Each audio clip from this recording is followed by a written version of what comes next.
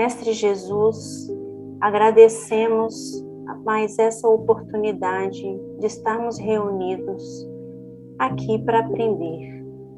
E hoje, Pai, o tema dessa palestra, humildade, integridade, que talvez seja uma das nossas maiores dificuldades enquanto seres humanos e aprendizes da sua lição. Que o Senhor possa tocar o coração de cada um de nós, que cada palavra dita hoje pelo palestrante faça sentido, que a gente possa compreender e aprender cada vez mais. Mestre, acompanhe essa nossa jornada hoje e sempre, que assim seja. Boa noite, mais uma vez, a todos. Está todo mundo me ouvindo bem? Muito bom, que bom. Nós já estamos chegando, né, à nossa jornada final do nosso curso. Hoje é a penúltima palestra. Se não me falha a memória. Tá certo, né, gente? Já é a penúltima, semana que vem é a última, né? Então, nós estamos aí vivenciando, quase que na pele, né, a jornada incrível destes primeiros trabalhadores de Jesus, né? E agora nós estamos vendo aí a derradeira história de Paulo, seu 13º apóstolo, como uns o chamam. E hoje nós vamos falar de 3 capítulos. O capítulo 23, 24 e 25. Acho que é isso, né? É isso, gente? 24, 25 e 26. Tô ficando, ó, já...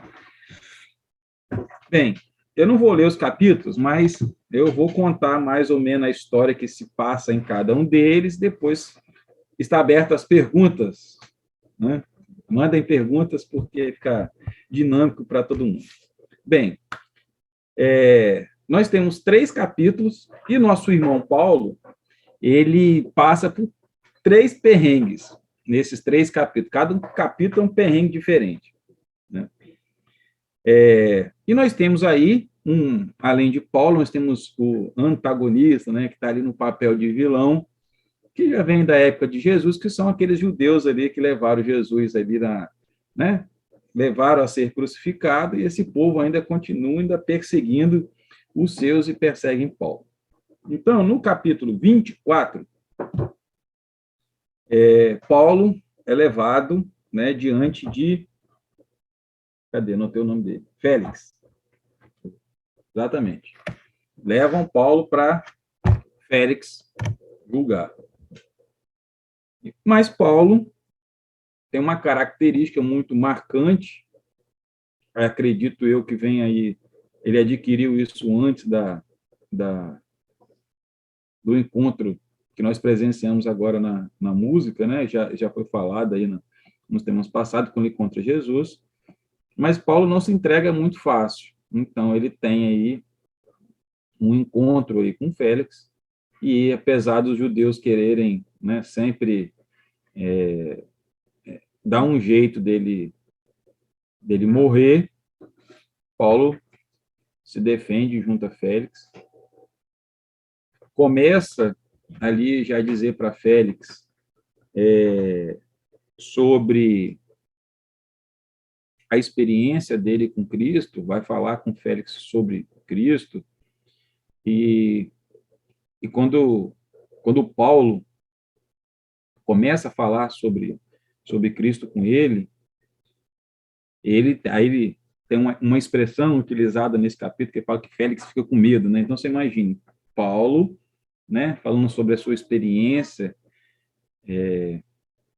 de mudança de vida pelo encontro com Jesus, e acredito, né, por todas as outras passagens, Paulo deixa assim de uma forma enigmática, mas ele deixa muito claro, né, durante todo o seu apostolado, a relação da continuidade da vida, apesar disso ser disfarçado, mas deixa bem claro sobre isso. Então, vai falar sobre, né, a nossa consciência, as nossas responsabilidades. Estou imaginando Paulo conversando com o Félix lá, dizendo, a vida continua, nós temos responsabilidades, a gente colhe aquilo que planta, sabe? Aquele mestre veio aqui, deixou tudo isso, aí Félix fica com medo, né? E mesmo assim, de uma certa forma, nós vemos aí, o nosso tema, né, a visão espírita sobre o ato dos apóstolos, a gente não pode deixar de lembrar que nós temos aí toda a espiritualidade que acompanhava, né, que veio aí com o projeto de Jesus, que continua caminhando junto com os apóstolos, e o próprio mestre, né, ali sempre incentivando e intuindo Paulo nas suas ações.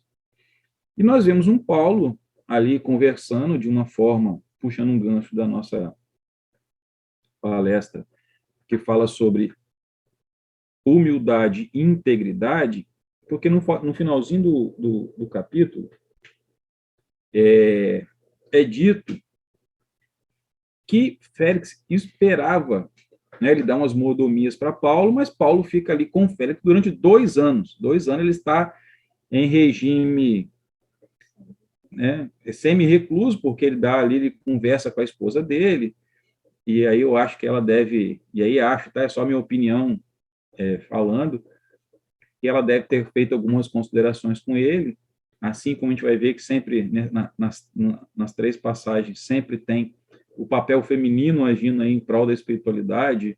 Quando Jesus foi julgado, né, a esposa de Pôncio Pilatos fala, rapaz, ó, vai lá e já conversa com ele para que, né, que tomasse, e aí ele der. Então a gente vê aí sempre as mulheres sendo inspiradas e orientadas, né, a auxiliar os trabalhadores de Jesus. Mas Félix fica ali pensando, né, apesar de ter compreendido, ter recebido, ter ali a palavra medo, né, quando teve contato com a espiritualidade, ele espera dinheiro de Paulo, para que Paulo fosse liberto. Então, ou seja, Paulo, de uma forma muito sábia, ele se mantém íntegro aos ensinamentos do Cristo, porque, como também já conhecedor da perpetuidade da vida, não é só aquele que quer o suborno, que tem a sua conta, mas aquele que também paga. E ele não se deixa se levar por isso ou por essa facilidade que a vida estava ofertando a ele para que ele fosse liberto. Ele se manteve ali fiel aos seus princípios, à sua integridade, aguardando que tudo se acontecesse da forma como que deveria se acontecer. Então nós vemos a espiritualidade cuidando de Paulo, mas Paulo também retribuindo dessa forma, em continuar se mantendo fiel ao chamado do Cristo e também aos seus valores, porque enquanto Saulo, ele também tinha os seus valores e defendia a sua verdade até o momento. Depois, já no capítulo seguinte, né, no finalzinho, no último versículo do capítulo 24, a gente já vê a passagem aí, que aí data, né, que depois de 2 anos, Paulo ali convivendo com Félix vai embora e passa ali, né, passa Paulo para a festa recebe, né, esse abacaxi aí, porque os judeus ficavam ali pressionando Félix não queria se virar contra os judeus, por isso não libertou Paulo, mas deixou Paulo ali e passa, né, Paulo para Festo, que aí vem o capítulo 25.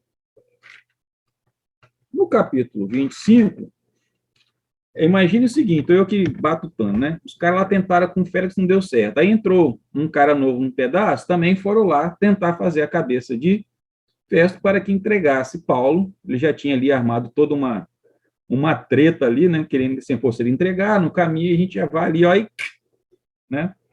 Elimina Paulo. Só que aí eu vejo, né, mais uma vez, a espiritualidade maior cuidando de Paulo e de uma forma consegue intuir a Festo que, apesar de querer agradar os judeus, acaba dizendo, ó, eu vou para lá e vocês vão comigo, lá a gente vai conversa com ele. Então, vemos mais uma vez a espiritualidade cuidando de Paulo neste momento. Então, Festo chega, ouve Paulo mais uma vez, e Paulo permanece fiel, mas acontece um episódio, tanto no capítulo 24, aliás, no 25 quanto no 26, que eu fiquei muito pensativo. Pela segunda vez, Paulo não se entrega. ele continua lutando pela sua vida. Ele até fala, em um versículo, acho que é o 11º, acho que eu anotei aqui, se ele fosse culpado, ou seja, se ele tivesse realmente feito alguma coisa contra os judeus, porque os judeus começam a fazer um monte de acusação falsa. Ele até morreria de bom grado, se ele fosse culpado, mas ele não é, porque ele tem que me entregar. Então, nós temos um personagem aí, que é Paulo, que ele tem, e aí trazendo assim a visão da espiritualidade e a nossa fazendo uma correlação nos nossos tempos atuais, nós temos Paulo que foi desperto por Cristo, e Cristo veio com a missão de despertar consciências, de trazer a realidade das nossas responsabilidades frente à vida, enfim, tudo aquilo que a gente vem aprendendo ao longo desse curso, que está descrito nos evangelhos, nas Bíblias, né, de forma geral, mais elucidado pela visão espírita acerca dos evangélicos, que é no Evangelho segundo o Espiritismo, dessa nossa toda essa relação das nossas ações. Mas Cristo veio para trazer liberdade, iluminar as nossas consciências. Paulo, de uma forma muito humilde, inteligente, né, astuto, ou seja, ele não se entrega muito fácil, quando ele dizer, estou cansado, faz aí o que quiser comigo, vamos deixar levar. Ele não, ele continua lutando e diz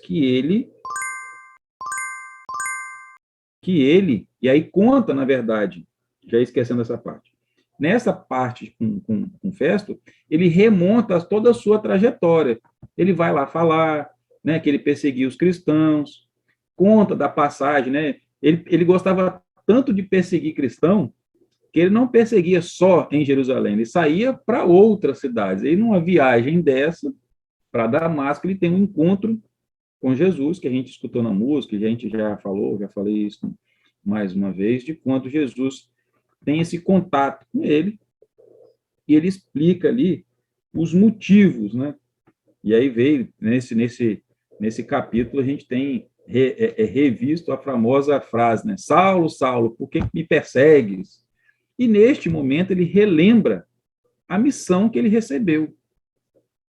E aí a gente se vê Paulo mais uma vez dando testemunho da sua missão de uma forma muito humilde, de uma forma íntegra, mas defendendo a sua posição, defendendo por que ele estava fazendo isso. Porque ele não estava fazendo nada demais, ele estava continuando que Jesus, e não cometendo nenhum tipo de crime. Chama lá as escrituras, fala que ele já foi um judeu como eles, e não entende por que eles ainda não aceitaram a continuidade da vida.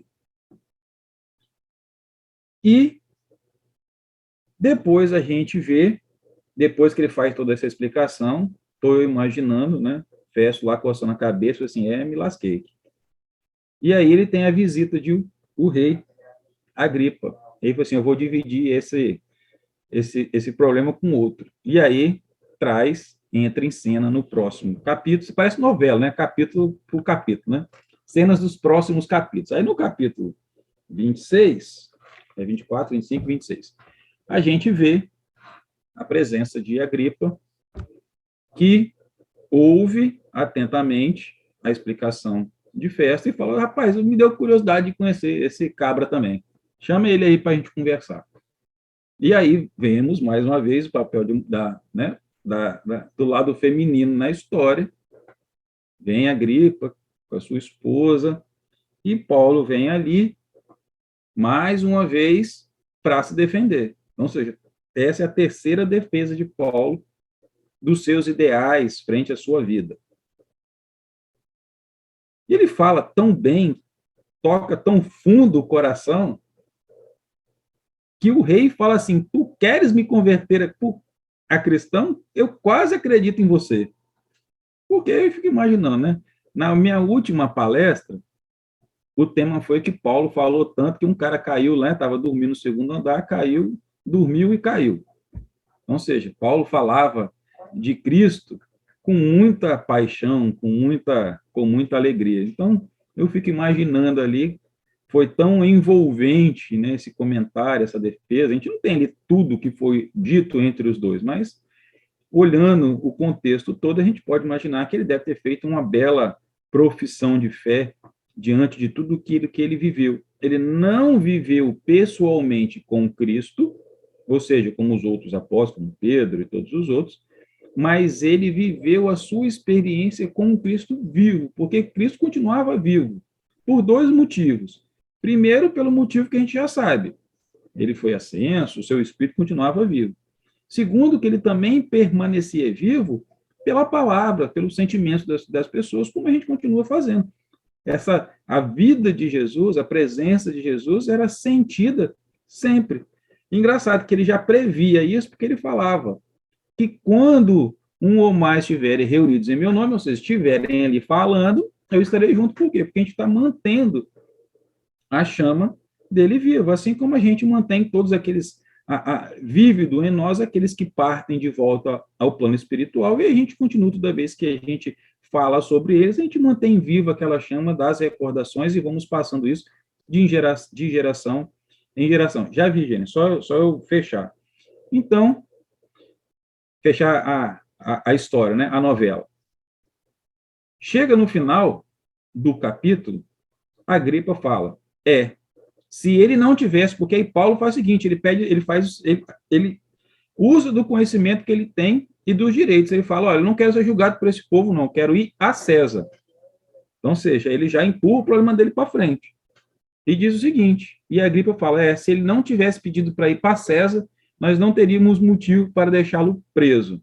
Apesar que a gente olhando como nada acontece por acaso, e já vimos como a espiritualidade havia agido na vida de Paulo em várias oportunidades onde ele precisava de se mover, de sair de um lugar, nesse momento a gente vê a espiritualidade de certa forma quietinha, ou seja, protegendo e amparando Paulo, porque ele tinha uma missão a cumprir nesses 2 anos que ele ficou aí, neste período. Ele deve ter convertido muita gente, ele foi fomentando muita gente, e ele fala mesmo, quando Agripa fala com ele que ele queria se tornar cristão, ele falava que ele não queria que só que ele se convertesse, mas com o tempo todo mundo seria convertido aos ideais do Cristo.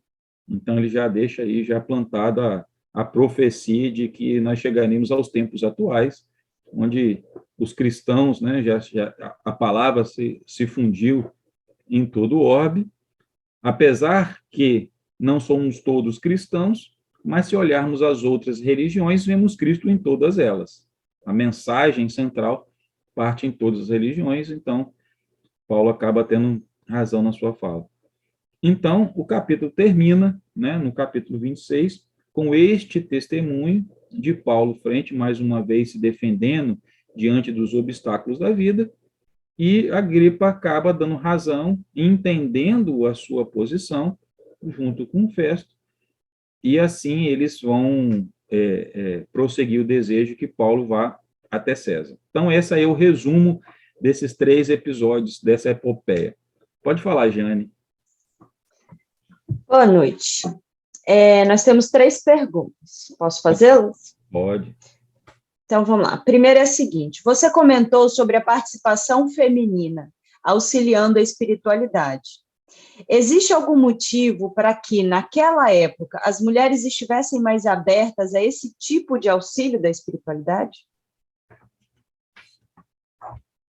Bem, vamos pensar da forma o que a ciência já diz hoje, né? A ciência diz que as mulheres têm mais neurônios do que homens, que nós homens, né? Então elas têm mais capacidade, né, de raciocínio, enfim. Aí estou falando de biologia. Eu vendo nesse período de pandemia, eu pude comprovar isso aqui em casa. Porque eu, assim, igual aquela palestra, não sei se alguém já viu a palestra do pastor Cláudio Duarte, que ele fala que o homem tem né, as memórias como caixinha, né? O homem abre uma caixinha de cada vez, a mulher abre várias. E aqui em casa eu percebi isso porque eu consigo fazer uma coisa só, a Anne consegue trabalhar, dar aula para a Maria Liz, fazer, ou seja, está provado mais do que nunca que as mulheres são muito mais multitarefas do que a gente. Mas, o que acontece? O homem, naquela época, e aí eu vou tomar, talvez como exemplo, Pedro, por exemplo, ele era trabalhadores braçais, estavam muito preocupados ali, voltados para a parte material da coisa. Apesar de serem espiritualizados no sentido de irem à sinagoga, respeitarem as leis, todo aquele processo, mas estavam muito voltados para o lado material. As mulheres, por outro lado, sempre foram mais sensíveis do que nós, homens. Então, eu acredito que a posição das mulheres, elas tinham essa relação talvez mais fácil de aceitar as intuições que vinham, né, do mais alto, e por se solidarizar mesmo com o lado mais, como que eu poderia dizer, mais emocional, né? A gente vê aí, a gente hoje vê no nossa questão do nosso próprio cérebro, né, lado emocional, lado racional. Então nós tínhamos as mulheres, e sempre foram, não só naquela época, mas sempre foram de uma forma, as mulheres, elas têm essa parte emocional muito mais aguçada do que nós homens.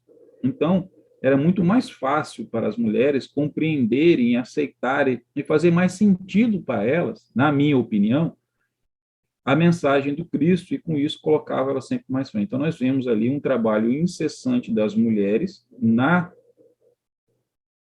no trabalho de Jesus. A gente vê Maria Madalena, vê Marta, vê várias outras, a própria mãe de Jesus, Maria, ali dando todo o suporte que Jesus precisava, não só o suporte material de mãe, mas o suporte emocional, de dar forças, e isso continuou depois da passagem do Mestre. Infelizmente, a gente não tem todos os relatos descritos no livro que não temos como referência, que é a Bíblia, mas nós temos aí, a gente pode ver certa em cada passagem sempre tem uma mão feminina. Então, a importância das mulheres na divulgação e na continuação das palavras de Cristo, e essa facilidade elas desenvolverem muito mais o emocional do que nós homens, estão muito mais ligados. Hoje, pelo estudo da mediunidade, nós podemos perceber que a gente se afiniza as coisas não chegam do nada.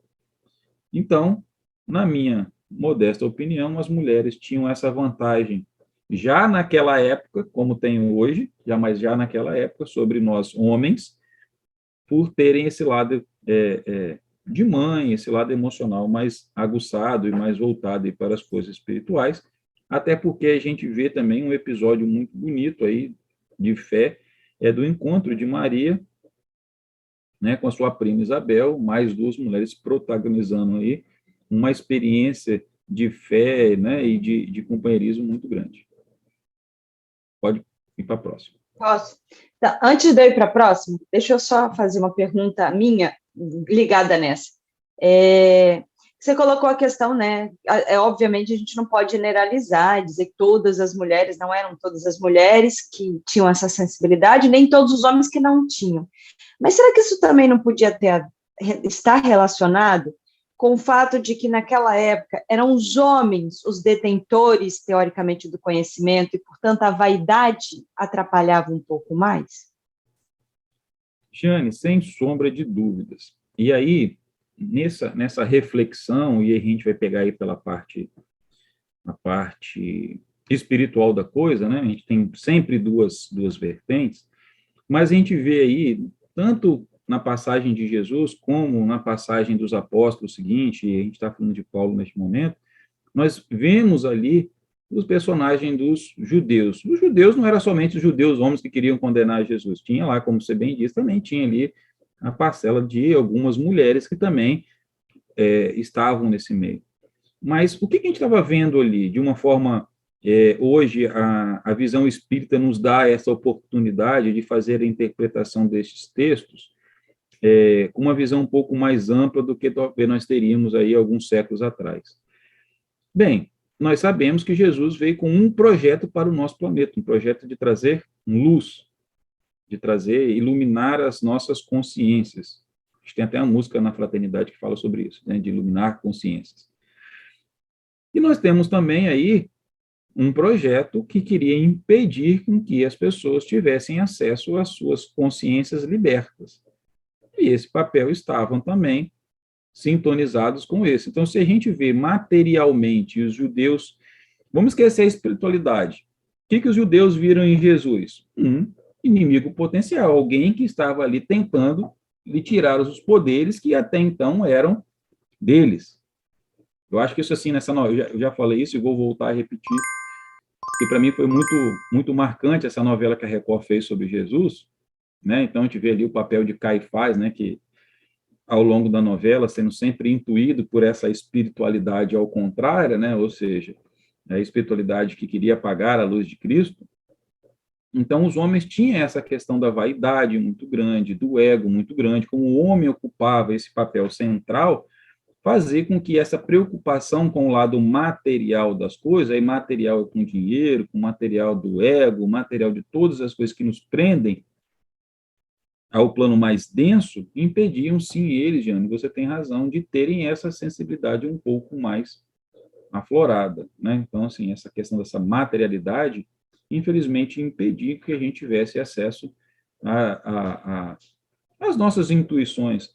Tanto que hoje, se a gente for olhar os benefícios, né? A gente fala hoje uma palavra que está muito em voga, que é meditar. O que a meditação faz? Né? Fazer com que a nossa mente se acalme, que a gente consiga conversar com a gente mesmo, que a gente desligue dessas amarras materiais, que a gente se concentre no agora.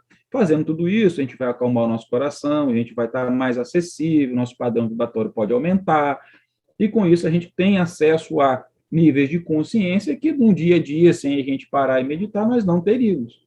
Então, você tem total razão aí em falar essa, né, de fazer essa colocação de que naquela época, e também hoje, se a gente fosse simplesmente focar no material, essa nossa sensibilidade ela vai se perder com o tempo, até porque a gente só vai dar ouvido o quê? As coisas que estão ligadas ao nosso interesse, e muitas que vai estar ligado à parte material.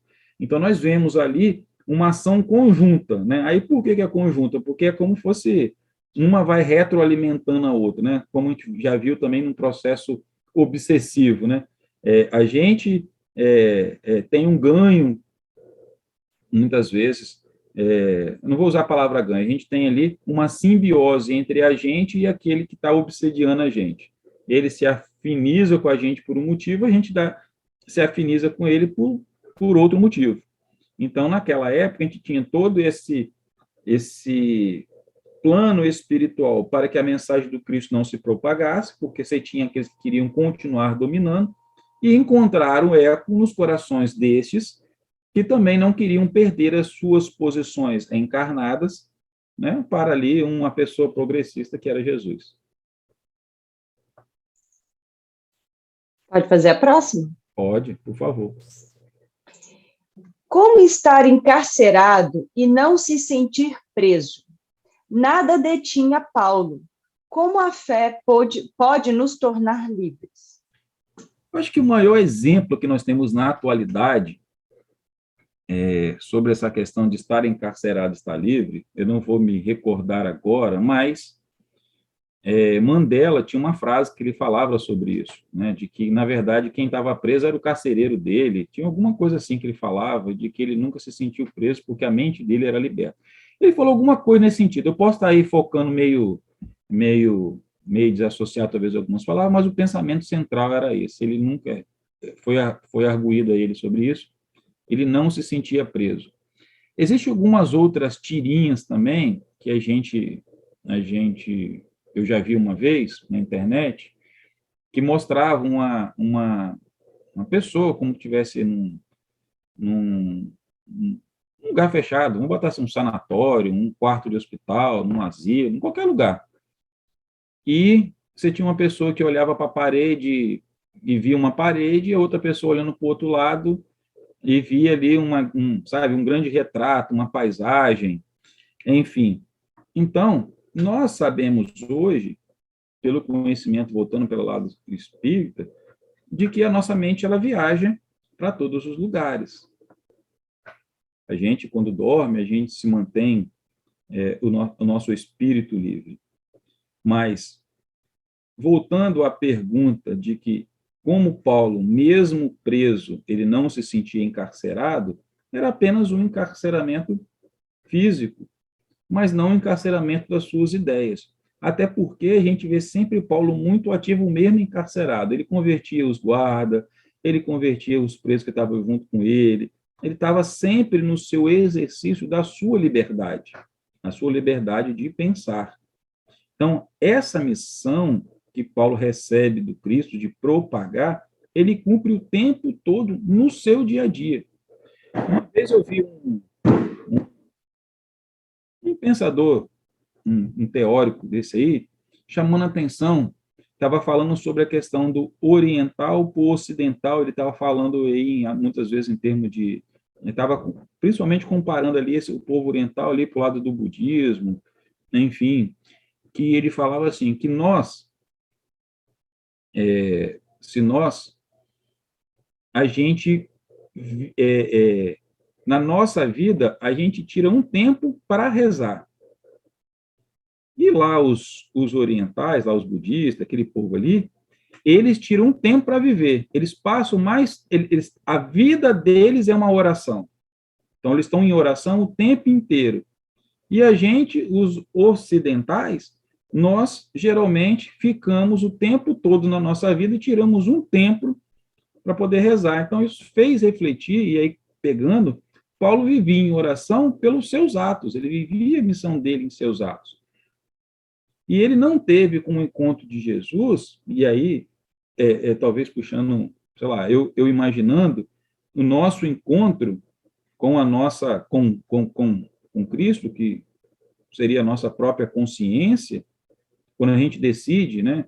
Ah, eu vivi uma vida, bebia, aprontava, e decidi mudar. Muitas vezes a gente ouve assim, eu encontrei Jesus, tive um encontro com Jesus, ou seja, tive um encontro com a minha própria espiritualidade, com o meu ser perfeito, decido mudar.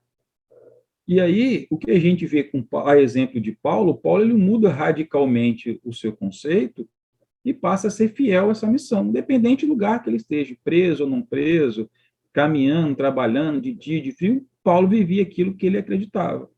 Então, ele nos convida a refletir também a esta liberdade, a liberdade de sermos quem nós escolhemos ser, independente da localidade. A Jane colocou aí, ser livre não é apenas quebrar as próprias correntes, mas viver de uma maneira que respeite e aumente a liberdade dos outros. E a outra é, quando eu saí em direção ao portão que me levaria à liberdade, eu sabia que se eu não deixasse minha amargura e meu ódio para trás, eu ainda estaria na prisão. Então, ou seja, tudo aquilo que mantém a gente longe do nosso destino, que é trazer luz às nossas consciências, que foi o que Jesus veio nos trazer, vai nos manter preso a padrões passados, preso a correntes que a gente acredita. A gente vê através da literatura espírita que mesmo uma pessoa, depois que volta ao plano espiritual, não tendo mais amarras materiais, ela continua projetando e criando as suas amarras e as suas prisões no plano espiritual. Então, a fé é o elemento que mantém essa nossa conexão e traz esse brilho, vamos assim dizer, vou usar essa expressão, traz esse brilho, e lança luz a essa escuridão. Muitas vezes a gente vê preso, né? A imagem que me viu preso está num lugar escuro. Então, a fé vai iluminar para que eu seja liberto com as minhas crenças, independente do lugar que eu estiver. Então, é assim que eu penso sobre o que manteve Paulo liberto, independente dos seus cárceres, foi essa fé, essa sintonia que ele tinha e ter abraçado realmente a missão, a viver o seu dia a dia com essa mudança que foi o advento de Cristo em sua vida. Dentro do que você está falando sobre a liberdade, a pergunta é o seguinte: tem como você falar de uma forma um pouco mais prática, né? O que de fato nos liberta e o que seria essa liberdade?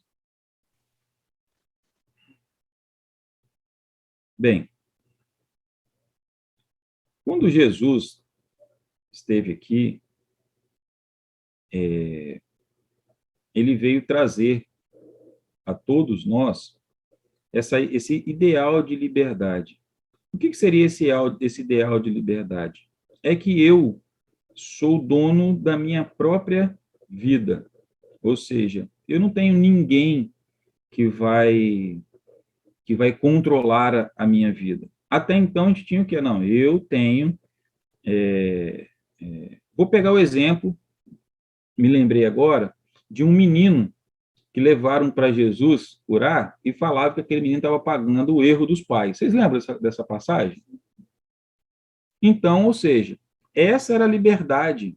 Aquele menino não tinha liberdade, porque as pessoas achavam que ele estava sofrendo o quê? Algo que era dos pais. E Jesus fala que isso não existe, que vai lá e cura o menino. Então, nós estamos presos, muitas vezes, às pessoas ou ideias que controlam o nosso dia a dia. E o que nos impede de viver a liberdade são esses padrões. Então, quando eu deixo as minhas... E aí eu vou colocar hoje essa palavra de novo. Então, por exemplo, eu tenho algumas crenças que limitam o meu viver. O que seria eu me libertar? Eu entender essas crenças e ver que elas não me limitam mais. Então, o que seria uma crença limitante? Eu nasci assim, é síndrome da Gabriela. Não, eu morri pobre, vou morrer pobre. É uma crença limitante. Não impede de eu viver a minha liberdade como filho de Deus. Como filho que tem direito à sua herança divina. Eu me colocar em liberdade é quebrar esses padrões. Primeiro em mim, meus padrões mentais. Eu não posso fazer isso porque eu acredito que Deus vai me castigar. Isso é uma prisão. E hoje nós sabemos, Deus castiga alguém? Não. Quem é que se castiga? A gente com as nossas atitudes frente à vida. Lei da ação e lei da reação. Então, quando eu compreendo a dinâmica da vida, nessa ótica da lei da ação e da reação, eu me liberto. Porque eu sei que eu vou viver frutos apenas da minha experiência, de como eu vou encarar cada fato desse e vou viver. Por exemplo, Paulo teve 3 julgamentos ali, né? 3 mini julgamentos em cada episódio. Qual foi a decisão dele? Lutar. E com isso ele continuou, mesmo encarcerado, livre. Por quê? Ele estava brigando. Quantas vezes a vida vai nos colocar amarras para a gente não se ver livre? Aí eu vou voltar ao tema da nossa reforma íntima. Aí eu decido ir na fraternidade. Decidi, vi que a fraternidade é legal. Ou pode ser a fraternidade, pode ser uma igreja evangélica, pode ser a igreja católica, pode ser no hinduísmo, pode ser em qualquer coisa que vai fazer com que a gente mude de vida. Os nossos hábitos antigos irão querer manter as amarras frente a gente. Vai vir um amigo, vai me chamar para ir para o boteco de sexta-feira, vai chegar no dia de sábado de manhã, que é o dia que para a fraternidade vai surgir alguma coisa. Eu tenho certeza que cada um de nós, quando a gente tenta fazer alguma coisa, já viveu isso, ou seja, já viveu estas amarras. E o que vai fazer com que a gente se liberte? Assim como Paulo fez. Assumir a nossa missão da nossa melhoria e arcar com as nossas escolhas. Ou seja, manter a minha mente livre, liberta. Não, eu escolhi e assim eu vou fazer de acordo com o que eu acredito que seja. Essa é a real liberdade, a liberdade da gente escolher por nós mesmos. E o que a gente já aprendeu nesse tempo, que é o que? O nosso livre-arbítrio.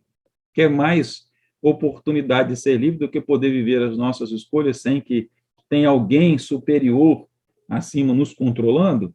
Determinando, né? Ou seja, determinístico. Você vai nascer aqui e vai seguir este caminho reto. Não é. E tem um filme muito legal que ilustra muito bem isso, chama Os Agentes do Destino, que, em tese, né, eu acho assim, para quem nunca viveu essa relação do livre-arbítrio, vale muito a pena assistir, porque neste filme parece que tudo é determinado, até que uma pessoa escolhe mudar o seu destino, se libertar desse negócio. Então, traz essa...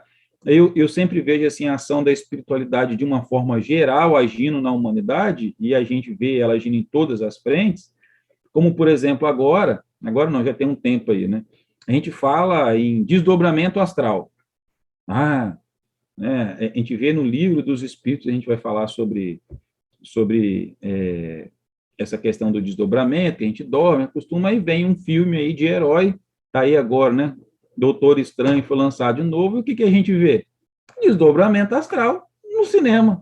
de uma forma clara que até João Guilherme vai perguntar para ele, que é meu filho, ele vai conseguir compreender, ver que existe, dentro de cada ser humano, existe uma relação de um corpo espiritual.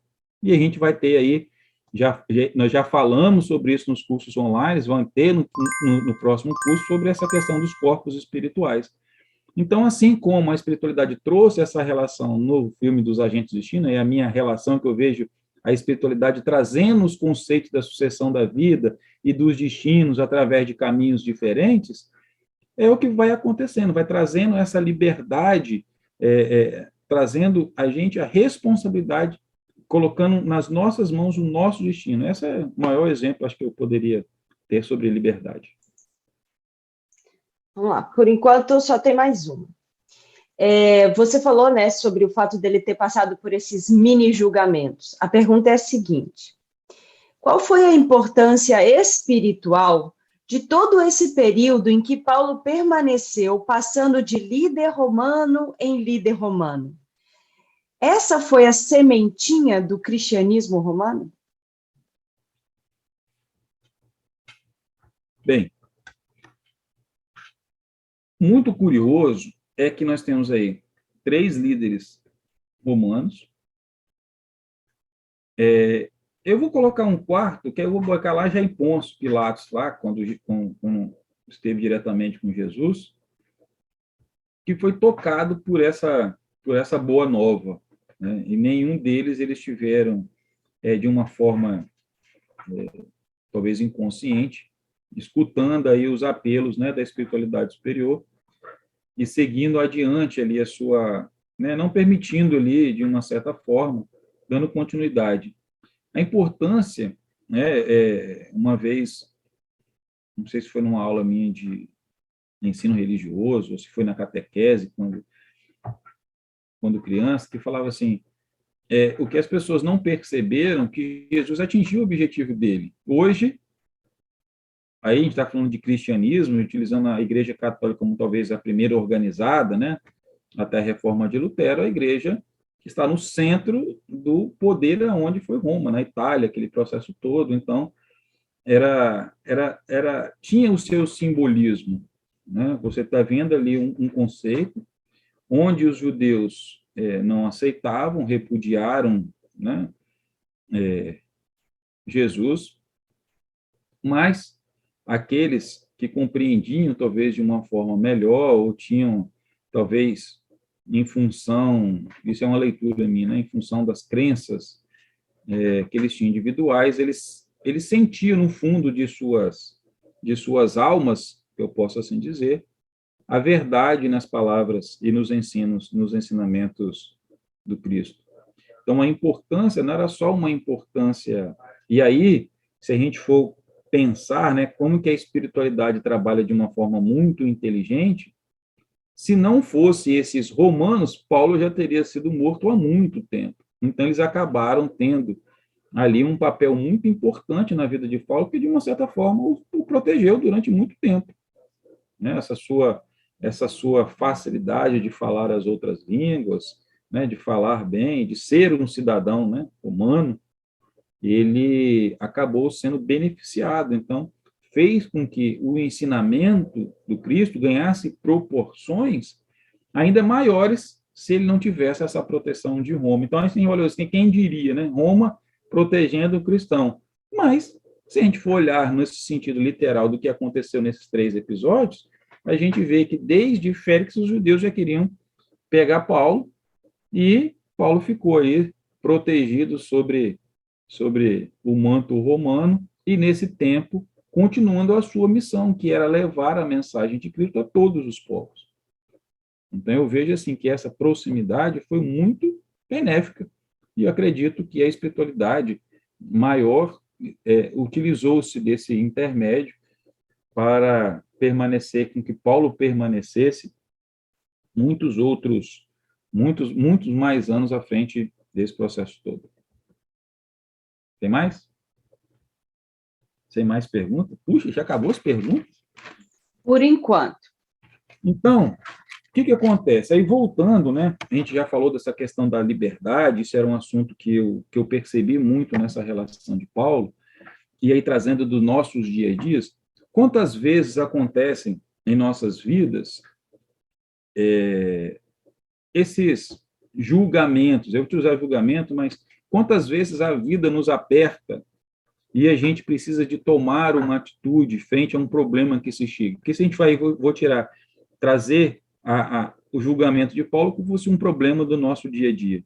Quantas vezes a vida nos apresenta motivo de sermos encarcerados, e aí muitas vezes encarcerados em nossos sentimentos e nossas atitudes, e qual é o nosso papel frente a isso? Nós iremos utilizar do exemplo de Paulo, utilizar-se da nossa integridade frente à nossa proposta de renovação. Aí eu vou colocar, se a gente, como exemplo, né, eu decidi ser um novo homem, mudar de vida, ter uma nova consciência, eu vou enfrentar as dificuldades em prol deste ideal, dessa minha missão, assim como Paulo fez, utilizar-se do conhecimento, porque Paulo, ele utilizou do conhecimento que ele tinha, a sua inteligência material, que eu digo, da sua intelectualidade, tudo aquilo que ele estudou. Ele sabia dos direitos dele. Ele falou, eu quero falar com César. Isso é o quê? Isso é conhecer as suas fortalezas. E a pergunta é, nós já fizemos um histórico de nossas fortalezas? Daqueles recursos que nós podemos utilizar nos nossos momentos de aperto? Paulo sabia, utilizava. Ele utilizou contra Félix, ele utilizou em Festo, ele utilizou em Agripa. E a gente, quando nós utilizamos desses conhecimentos? Nós estamos nessa jornada online, desde que começou a pandemia, todos nós aqui, nós todos os dias estamos aprendendo um pouco mais sobre vários assuntos. E quanto nós estamos colocando ele em nossa defesa? Porque muitas vezes a gente vive tão no automático que a gente não para poder pensar, eu tenho resposta para isso ou vou responder de forma automática frente aos problemas da vida? Vou utilizar da minha liberdade de pensar, de escolher como reagir, porque, de uma forma geral, nós nos apropriamos da lei da física, né, que Newton, que, se não me engano, aí, se tiver lembrando, se eu não me esqueci da minha aula de física, da questão da ação e da reação, né, ou seja, eu bato e eu recebo aquilo do mesma intensidade. Então, a gente utiliza desse argumento da física para justificar, muitas vezes, os nossos comportamentos frente à vida. Só que isso eu aprendi num livro de um autor americano chamado Stephen Covey.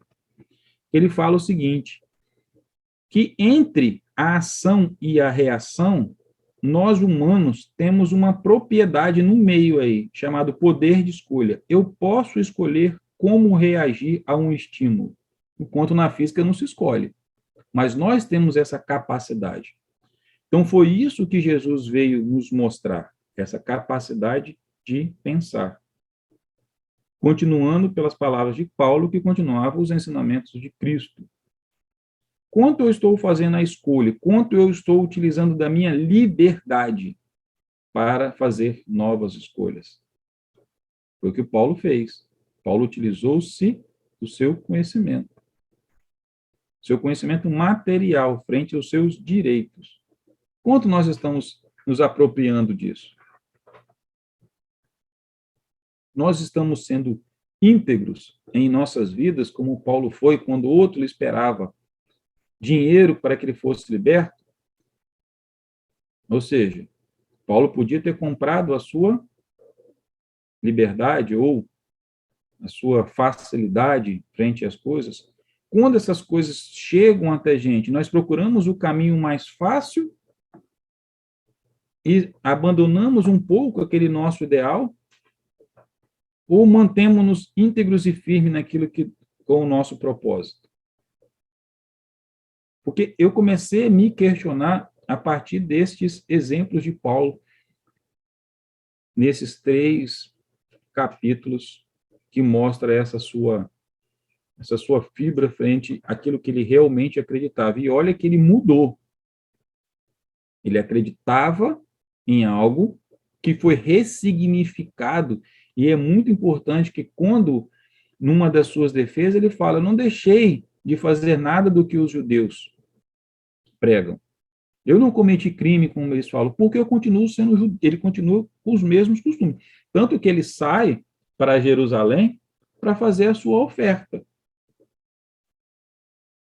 Ele volta lá para cumprir aquilo que ele acreditava. O que ele teve? O que aconteceu no caminho de Damasco? Paulo foi liberto de sua convicção antiga. Paulo teve a oportunidade de ressignificar a sua fé.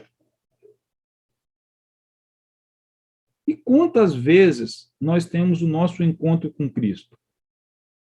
Quantas vezes esse advento que nos cega, como foi tirado a visão de Paulo, e depois devolvida a visão, quando ele passou a entender, e a gente se mantém firme a isso. Essas são reflexões que todos nós, cristãos, nós devemos nos questionar o tempo todo.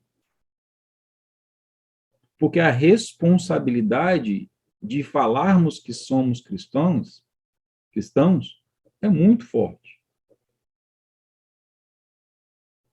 Porque nós acabamos sendo referência da vida de Cristo. Então, precisamos de utilizar desta liberdade de nossa consciência para que a gente faça como Paulo. Apesar de ter todo o seu conhecimento, ele sempre se mostrou frente àqueles que o julgavam de uma forma muito humilde, no portar, mas extremamente inteligente em defender as suas ideias e os seus ideais. Sim, Jane.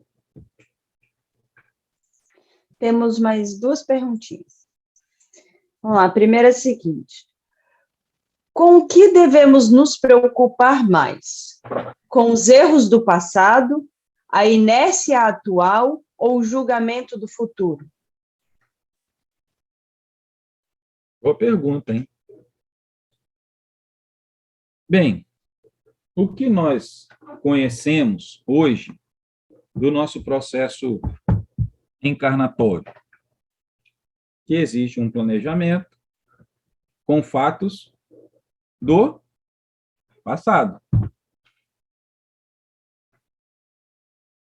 Porém, quando eu aceito e volto a encarnar,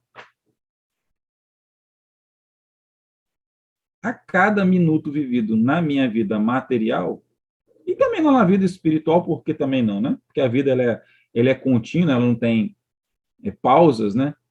Então, a partir do momento que eu tomo consciência, eu acho que eu vou utilizar essa palavra, que eu tomo consciência do meu passado, das coisas que eu fiz e como poderia fazer para ser melhor e quais são os resultados disso, então eu tomei consciência, a minha preocupação vem de se preocupar antes, né? Mas eu tenho consciência de que tudo que acontecer do momento que eu tomo consciência para frente vai ser resultado do que eu escolher. Então, eu diria que nós precisamos viver o momento. Não é isso que a gente vê sempre agora? Viver o agora, experimentar o agora, trazer para o agora, para a gente não viver no passado e nem viver no futuro. O que vai acontecer amanhã? Jesus já falava. Não adianta se preocupar que você não vai fazer com que o dia nasça mais rápido, o dia vai nascer na sua ordem. Eu tendo consciência de que tudo que ia acontecer, deste minuto agora que estamos todos reunidos para frente, vai ser fruto da minha escolha. Serei responsável por todos esses atos. Então, se eu viver cada minuto com base naquilo da consciência que eu estou adquirindo, ou já adquiri nesse momento, e olhar de fazer esse julgamento de consciência, de que qual será os resultados que irei colher a partir das minhas escolhas, baseada no que eu conheço neste momento, e aí está tudo ligado ao tamanho do conhecimento que eu tenho, eu vou viver sem me preocupar. Por quê? Porque eu já sei o que vai acontecer. Quando é que a gente se preocupa? Quando existe algo que pode acontecer ou não acontecer, ou que eu tenho medo que vá acontecer, não é isso? Não vi nenhuma cabecinha balançando assim. Ah, agora sim. Né? Então, ou seja, a preocupação ela só existe quando eu tenho medo, quando eu não tenho certeza, e aí, se aquilo acontecer, eu não sei como eu vou reagir. Mas se eu tenho consciência de que tudo que eu fazer agora, eu vou colher de acordo com os meus atos, eu sei aquilo que está me esperando na frente. Vou usar o exemplo novamente dos professores. Eu vou botar na minha posição de aluno. Se eu estudo todo dia, eu faço as minhas lições, eu tenho consciência, fui na aula de manhã, cheguei de tarde, peguei lá, dei uma revisadinha. Se o professor chegar amanhã e falar assim, vou aplicar a prova, eu preciso me preocupar? Não, porque eu tenho consciência, eu sei que ali, agora não, se eu não estudo, se eu largo para lá, se eu vou assistir televisão, enfim, vai chegar no outro dia, eu vou ficar o quê? Preocupado, porque eu não sei a matéria, lascou tudo. Então, acredito eu que são esses pequenos, essas demonstrações que vão acontecendo nos nossos dias, e aí, com a consciência da visão da pluralidade das vidas, do sequenciamento das nossas vidas, e quando eu adquiro essa consciência, eu me torno livre. Livre para viver as minhas escolhas e não as escolhas dos outros. Tem mais perguntas, gente? Tem mais um. Em relação à sua fala sobre a função de Roma na missão de Paulo, você está dizendo que meu inimigo me ajuda? Meu ponto fraco pode ser uma coisa boa?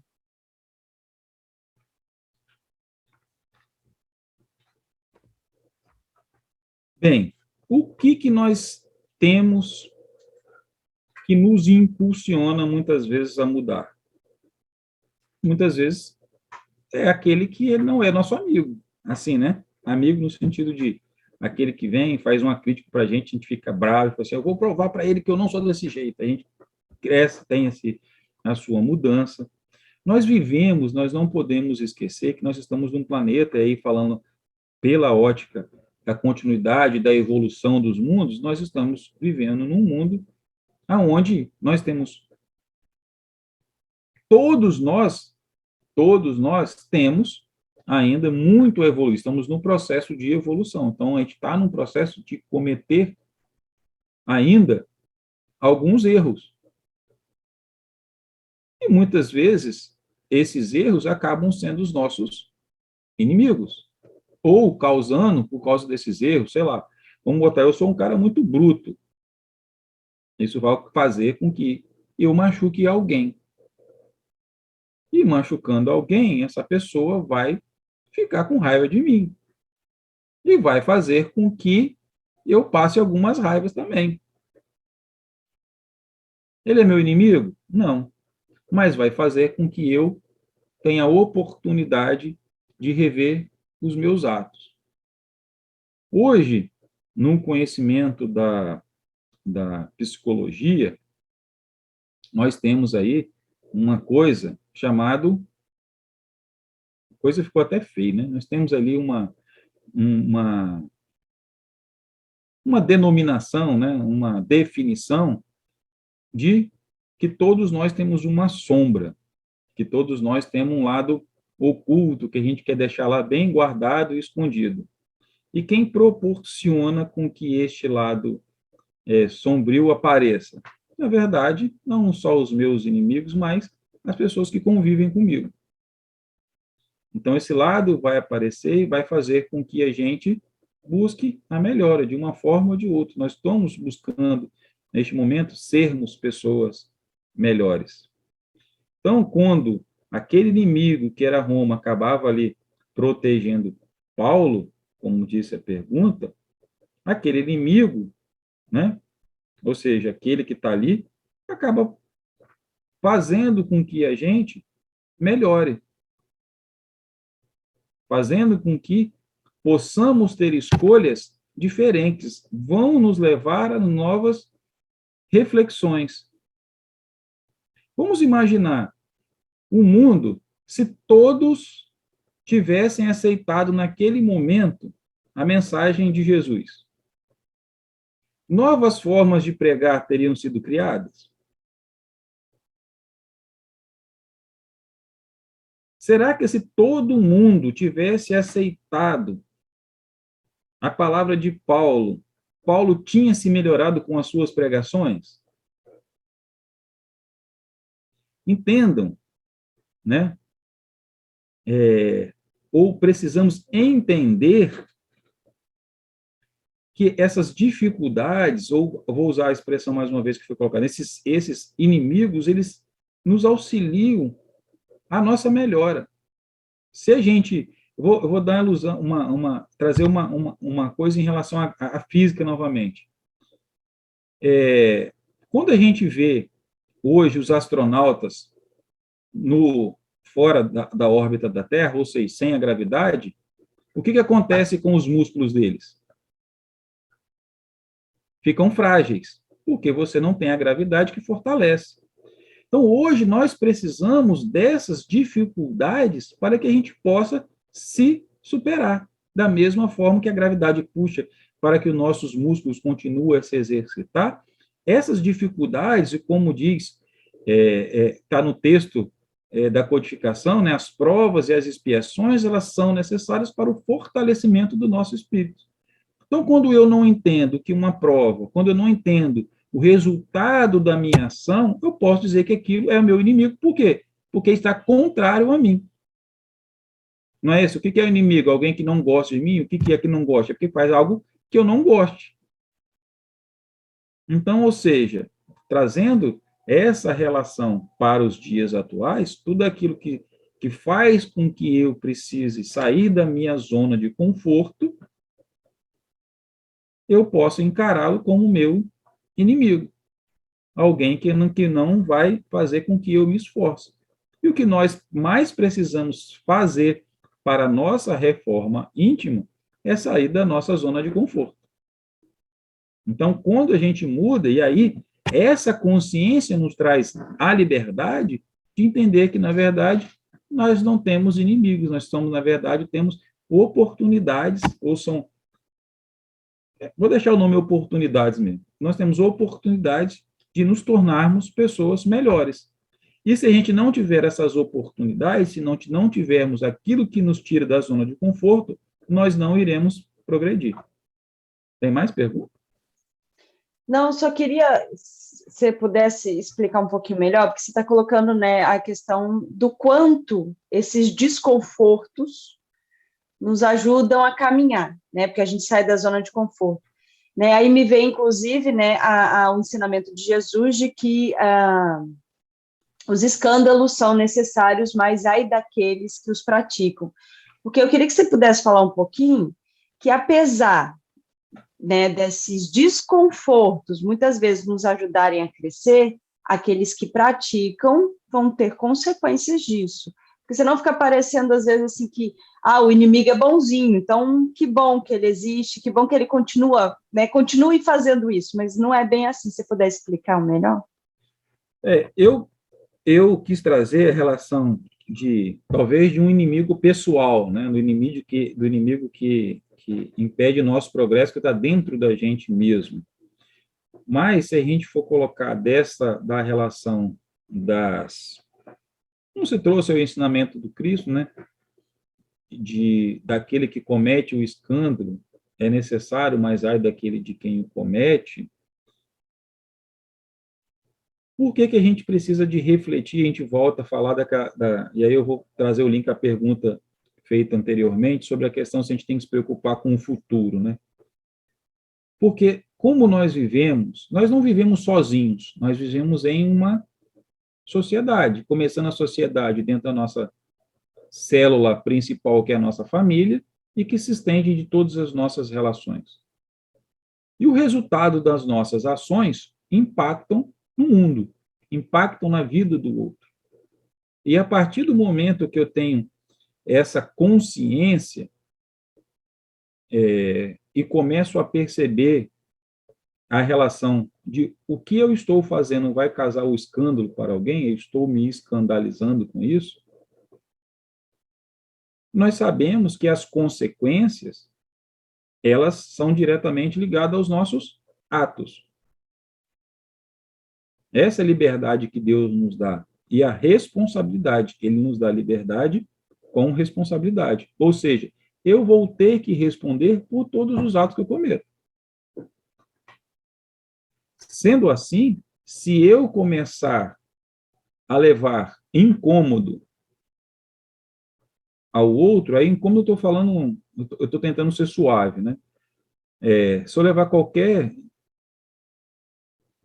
praticar o mal com o outro, fazer com que o outro tome uma ação que vai lhe trazer prejuízos a si e a outros, eu sou totalmente responsável por isso.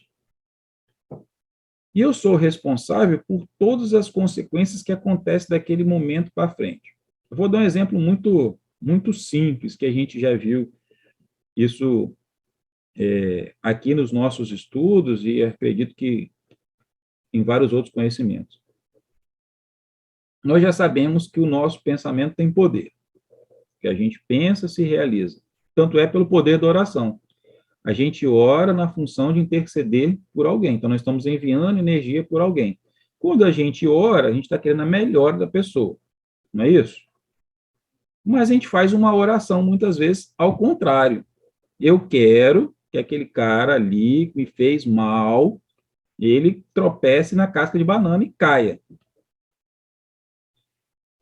Tomando a consciência de que eu sou responsável pelos meus atos, se ele cair na casca de banana, quem enviou o pensamento? Fui eu.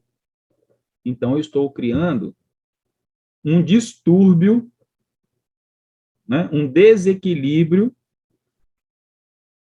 no viver, no cotidiano dele. Eu vou ser responsável por isso. Agora, se ele escorregou na casca de banana, nisso, ele, na queda, ele derrubou mais uns 3, e um quebrou a perna, um quebrou o braço, e o outro ficou uns 3 dias. Aquele quebrou o braço, ficou um mês longe do trabalho. Esse ficou um mês longe do trabalho, não trabalhava de carteira assinada, o patrão mandou ele embora. E aí, essa família entra em dificuldade. De quem é a responsabilidade? Toda minha. Porque foi o meu pensamento que levou a tropeçar na casca de banana, que levou o outro a quebrar o braço, e por aquele braço quebrado, a família dele entrou em dificuldade. Vejam, o que isso originou? Do meu pensamento. Por isso que Jesus, ele nos deixa um roteiro muito preciso sobre o resultado das nossas consequências. E nessa parábola ele foi muito perfeito. Porque há de cometer o escândalo. Mas o escândalo é necessário. Necessário por quê? Porque muitas vezes, eu não vou conseguir aprender só pela observação, observando o que acontece com o outro. Eu vou ter que viver aquilo. Agora, eu preciso viver aquilo? Não. Mas como nós estamos em aprendizado, eu vou cometer um erro. Mas eu sou responsável para reparar o erro na proporção que eu causei. Por isso que trazer à luz a consciência, ou muitas vezes eu querer fechar os olhos e me deixar preso, é muito melhor. É muito mais confortável. Se eu estou preso, eu não vou conseguir fazer nada. Eu não vou viver, mas não vou cometer erro nenhum. A liberdade com responsabilidade, ela assusta, como assustou Félix, quando Paulo trouxe para ele o verdadeiro ensinamento do Cristo. Viva em liberdade, mas viva com responsabilidade. Então, essa lei é inexorável a todos nós. Nenhum ser da criação, seja aqui, ou seja em qualquer parte do universo, todos eles caminham segundo esta lei. Até o mestre, quando ele ainda caminhava como nós hoje, ele viveu os seus atos e vive até hoje. Porque no próprio livro dos Espíritos, quando se fala de provas, e aí as provas são resultados das nossas escolhas, as provas, assim como a prova na faculdade, né, a prova só vai aumentando o nível, à medida que a gente vai evoluindo, as provas evoluem com a gente, porque a prova vai ser da proporção do nosso nível de conhecimento. Vamos continuar vivendo sempre na lei da responsabilidade, que foi o que Jesus nos trouxe quando falou sobre o escândalo. O escândalo nada mais é do que nossa responsabilidade frente aos nossos atos. E trazendo para o texto, se a gente for olhar em relação ao que a gente colhe aquilo que planta, por que nem Félix, nem Festo e nem o rei Agripa deram margem ao que os judeus falavam sobre Paulo? Porque Paulo vivia aquilo que ele pregava, vivia a sua verdade. As ações dele falavam por ele. Então não houve margem em nenhum momento, ou seja, toda a sua linha de defesa, ela era coerente, porque era baseado nos seus atos. Então, aqueles olharam e falaram o seguinte: ele diz a verdade, ele vive isso. O seu comportamento demonstra de que, independente no que ele acreditava, ou seja, independente da fé que ele professava, as suas atitudes eram atitudes que não causavam mal a ninguém. Vamos colocar, a gente estava falando de causar mal ou causar bem. Era prejudicial a alguém o que Paulo fazia? Digo, fisicamente? Não.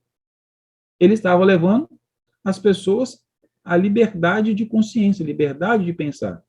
Fazia mal àqueles que queriam manter as pessoas encarceradas pelo medo, aquelas pessoas que precisavam. E aí a gente vê o exemplo de, mais uma vez, no Evangelho, Jesus combatendo os costumes antigos em relação, por exemplo, a agradar ao Senhor. A oferta, eu tinha que levar a melhor oferta para que, né, junto ao povo lá judaico lá, para quanto maior era a minha oferta, mais eu demonstrava o meu amor por Jesus. Isso era o quê? Vaidade. Era poder. Esses que recebiam isso, eles queriam perder esse controle sobre o povo? Não. O nosso eu velho quer perder o controle para o meu eu novo? Não. Tudo é sobre poder, controle e ego. Desde a época de Jesus aos nossos dias. De uma forma coletiva ou de uma forma individual. Nós estaremos o tempo todo refletindo sobre esta liberdade. A vida de Paulo mostrava esse compromisso com a missão renovadora que ele assumiu.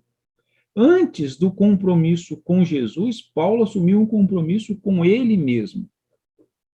Ele viver sobre os ensinamentos de Cristo. Ele tinha um compromisso pessoal. Agora, você imagina, se ele não tivesse esse compromisso pessoal, o seu discurso seria falho, porque ele ia pregar algo de que ele não vivia. Por exemplo, ele poderia pregar e chegar de noite e ir para o boteco beber, aprontar, fazer baderna.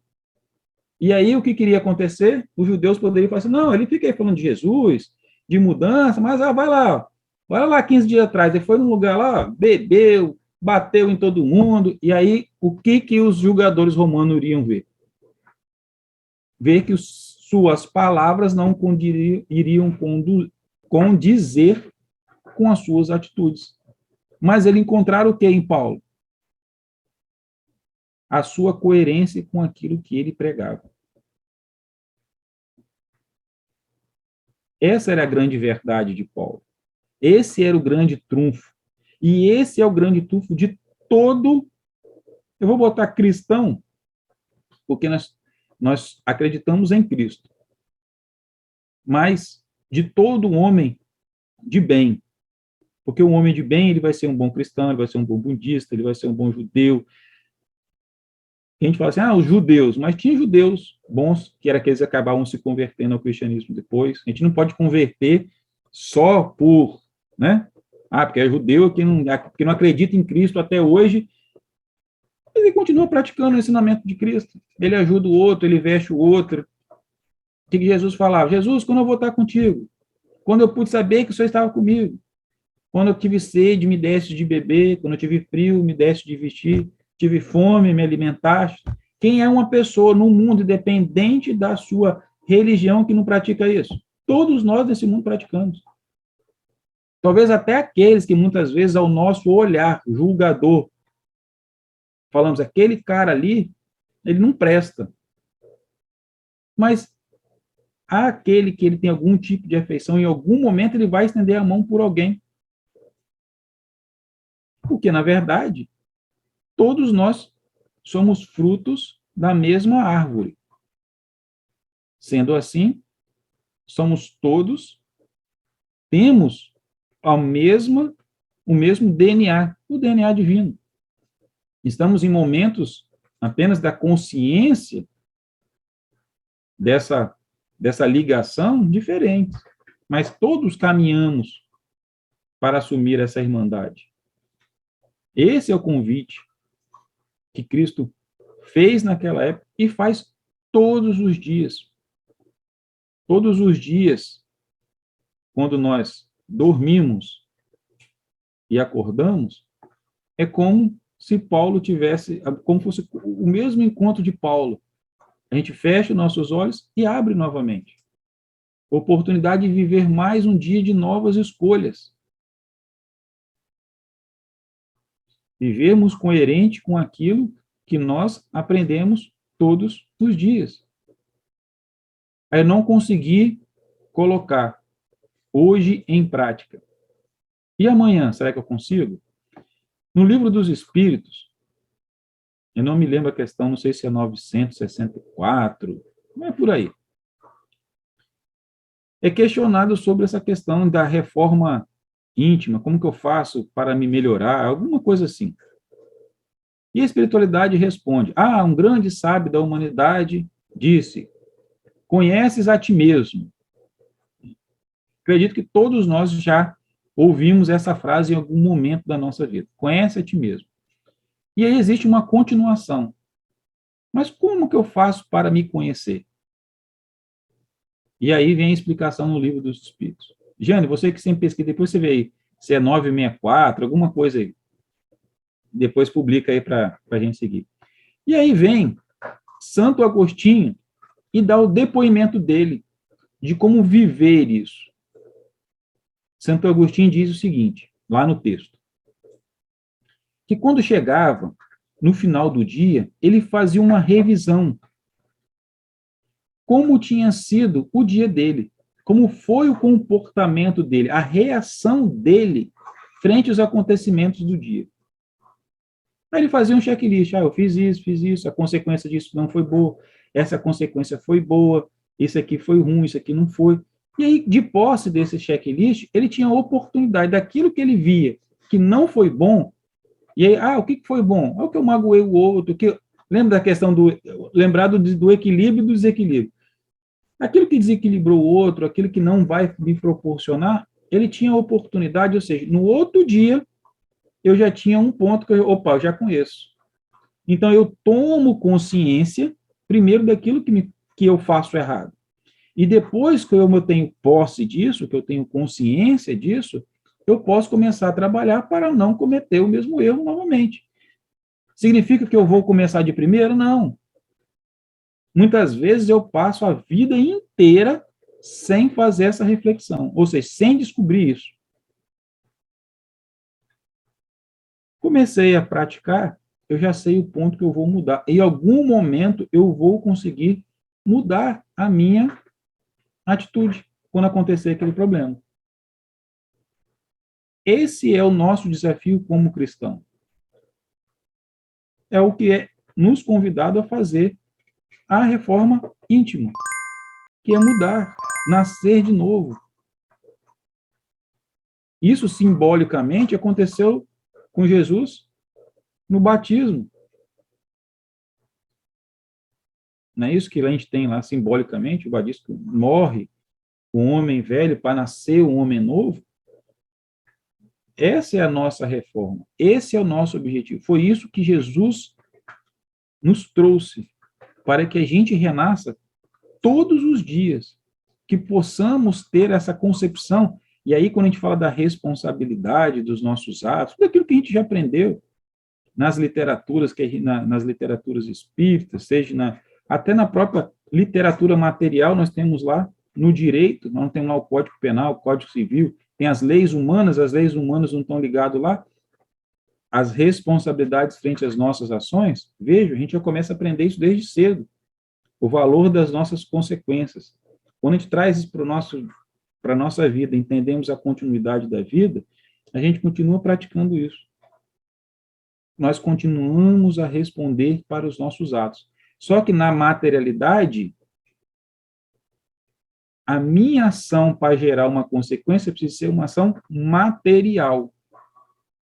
Eu ultrapassei o sinal vermelho, vou receber uma multa, é uma ação material. E o que nós aprendemos com a espiritualidade é que eu tenho responsabilidade pelas coisas materiais e imateriais no pensar. Isso tem uma pessoa capaz de mudar isso, que sou eu.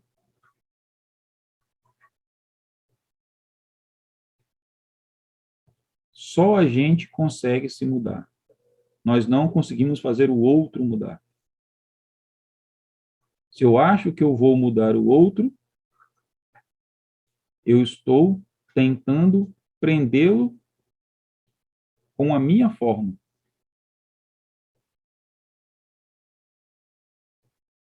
Então, o outro precisa ser livre para viver as experiências dele e eu as minhas. Já tenho demais só vivendo as minhas. Então, o que Paulo nos convida nesses 3 capítulos é que a gente seja fiel àquilo que nós nos propomos frente à nossa vida. Que a gente tenha a integridade de seguir sempre com aquele propósito e que a gente tenha a humildade de reconhecer o momento certo que nós temos de agir e que mesmo que nós tenhamos conhecimento, como ele tinha, não só da vida espiritual, mas da sua vida, em nenhum momento a gente vê Paulo desrespeitar a posição do outro. Ele sempre se coloca na posição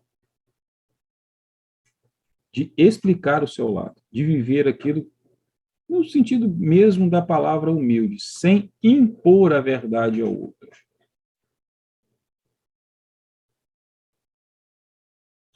A Jane colocou aí, ó. Falei muito errado, falei 964, 919. Qual o meio mais eficaz que tem um homem de se melhorar nesta vida? Um sábio da antiguidade disse, conhecer-te a ti mesmo. Aí, na sequência, vai ter aí essa explicação de Santo Agostinho. É um textão. Vale muito a pena a gente pegar esse texto para ler. Vale muito a pena mesmo. Esse texto é totalmente coerente com o que a gente vê no livro do Atos dos Apóstolos, que vai se encerrar o curso na semana que vem. Nós vimos uma coerência muito grande dos apóstolos e de Paulo e de todos os outros que seguiram a viver o ensinamento do Cristo. Eles viviam tanto esse ensinamento que eles aceitavam morrer por ele. Isso é o compromisso com uma causa. O que nós precisamos identificar em nossas vidas é por quais causas nós estamos verdadeiramente lutando. O que nós vimos nos livros do Atos até este momento foi um compromisso com a reforma, compromisso com uma nova forma de pensar e compromisso levado até a morte. Estou dizendo por eles, né? Eu sempre gosto de brincar, né? Ser cristão hoje em dia está muito fácil. Naquela época era difícil para chuchu. Né? Cristão era apedrejado, imolados, né? Tudo que era de mais cruel utilizavam contra o cristão. Por quê?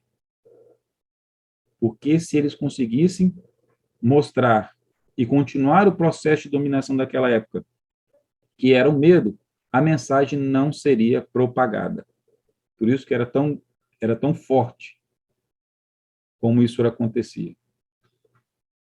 Então, que hoje, né, em todos os dias de nossas vidas, a gente se faça essa pergunta: por que estou vivendo? Qual é a minha missão? Por que estou lutando todos os dias? Estou sendo coerente com as minhas batalhas?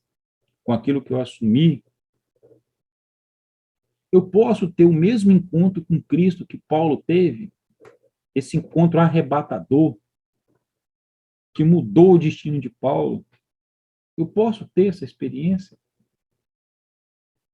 Como vou viver essa experiência? Se eu tiver essa experiência, se Jesus essa noite nos visitar e falar: Léo, por que tu me persegues? O que eu vou fazer amanhã? Acordar cedo e trabalhar na fraternidade. Né, mas é isso, gente. Sabe? Jesus nos convida com muita alegria a participar da vida dele. É uma vida alegre, uma vida feliz, uma vida próspera, uma vida abundante, mas não é a abundância material que nós estamos acostumados, mas é a abundância eterna. É isso que ele nos convida, a sermos pessoas melhores todos os dias. Espero com que hoje, né, já passei 2 minutos do meu tempo, mas que a gente possa sair renovado para os nossos desafios do dia a dia, entendendo cada oportunidade como uma oportunidade mesmo, não como um problema. Reconhecendo e buscando toda essa coragem, toda essa determinação que nós vimos desses apóstolos, frente ao compromisso assumido com a vida deles. O benefício causado na vida dos outros foram só consequência da experiência da mudança da vida que eles tiveram. E que a gente também seja assim.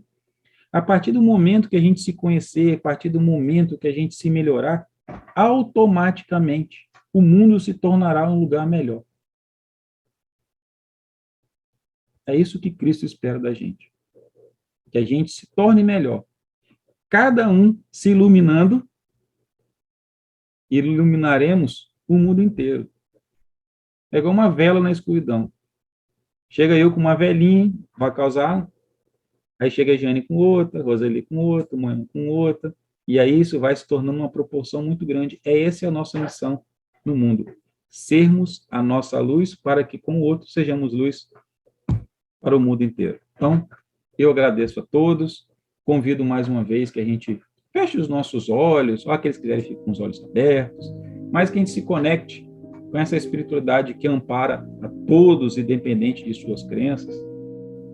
E pedimos que Jesus nos abençoe sempre, que a espiritualidade maior cuide de cada um, visite cada lar, hoje à noite, ou em todos os momentos de nossos dias, e que possamos nos desafiarmos todos os dias e que possamos ser pessoas melhores, e precisamos ter certeza que existe sempre uma força maior amparando a todos nós. Que todos tenham uma boa noite, sob a proteção do nosso Mestre Jesus, da nossa Mãe Maria, e que tenhamos aí um ótimo final de semana abençoado, e para aqueles que são médios da fraternidade, que compareçam ao trabalho amanhã. Então, mais uma vez, eu agradeço a todo mundo e esperamos vocês na próxima sexta-feira. Então, ó, um beijo no coração e até a próxima semana. Fiquem com Deus.